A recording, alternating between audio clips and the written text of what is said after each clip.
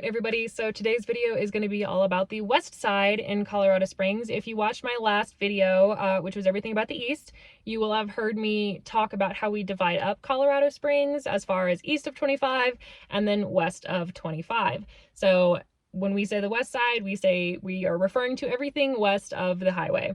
And over here, it's a pretty different lifestyle, I think, than what's on the east side. Over here, you are really living more like I say in nature.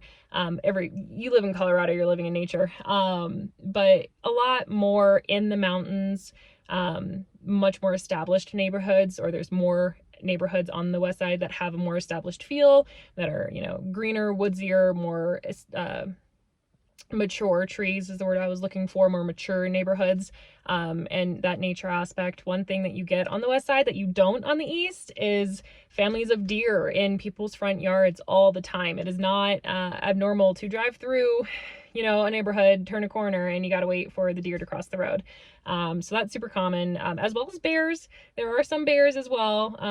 Just keep in mind, you're moving to Colorado, in the mountains, especially on the west side, you're going to get a lot more nature. It also has a little bit of a slower paced feel, I think, than the east.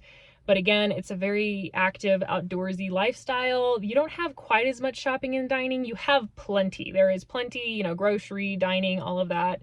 And actually, the majority of the breweries that we have here in Colorado Springs, a lot of them are on the west side.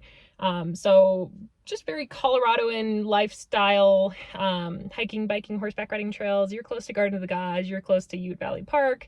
You definitely have a more living in the mountains feel than you do having views of the mountains. Obviously, you will have mountain views, looking down at like Cheyenne, but the communities, the roads tend to be a little bit steeper sometimes, so keep that in mind. If you want to move to the west side, you'll have to deal with a little bit more of, maintaining your driveway, because a lot of them will be steeper than what you might find on the east. But we're going to go through a few neighborhoods, just 3 over here, starting with Golden Hills Park, it's not huge, but it is pretty established. It's an established neighborhood over here, cute parks inside. It's one of the neighborhoods that is closer to I-25. So as far as location goes, you're not tucked up in the mountains. As soon as you get off the highway, this is pretty close. So a good option for still wanting to be, have a shorter commute, on I-25, or maybe you need to get across to Powers, a little bit more convenient there. Prices here, I want to say we're around like mid 500,000s up to the low 700,000 price point for, again, what we're looking at and what we're seeing. It is May 2024 now. So just looking at those price points, pretty reasonable here on the west side. The HOAs are really low, anywhere from like $15 to $30 a month. So super cute neighborhood. And then we're going to go to Mountain Shadows, which is one of the largest neighborhoods that we have on the west side. That one's pretty eclectic too, because Mountain Shadows is pretty big. So it has a couple littler areas that are, that like segments of Mountain Shadows that have an HOA. So some of it does, some of it doesn't. Price points are in the like low 600s in some of those little smaller communities, up to the $1 million price point. So some of the homes in Mountain Shadows are definitely luxury homes. Gorgeous. You have some killer views of the city because you are going up higher into the mountains. So at night, some of those views are so cool, just seeing the lights of the sprawling city below you. HOAs for that one, some parts of it has no HOA, and then some of the smaller little segments of it actually is around $140 a month, because it does include lawn maintenance, water, snow, trash, everything that you would expect in an HOA, as well as a lot of exterior maintenance. So that is a little bit on the higher end. And then we were going to do another smaller one. This one is called the Estates at Rockrimmon. So this one's a little bit newer. So I want to say it was 2013 and up. It might have been 2010 and up, but slightly newer builds. It's definitely smaller, very well-maintained neighborhood. Prices in this one were around the mid 700,000, up to the high 800,000. I think the listing in there right now is at 880,000. So cute homes, pretty large homes, very well maintained community. The HOAs there, I think we're 100 and, see, I had it written down. 116. So 116 a month for this, and that is, again, a lot of maintenance and like the, you know, community areas, snow and trash, but super cute neighborhood. All right, let's go check them out.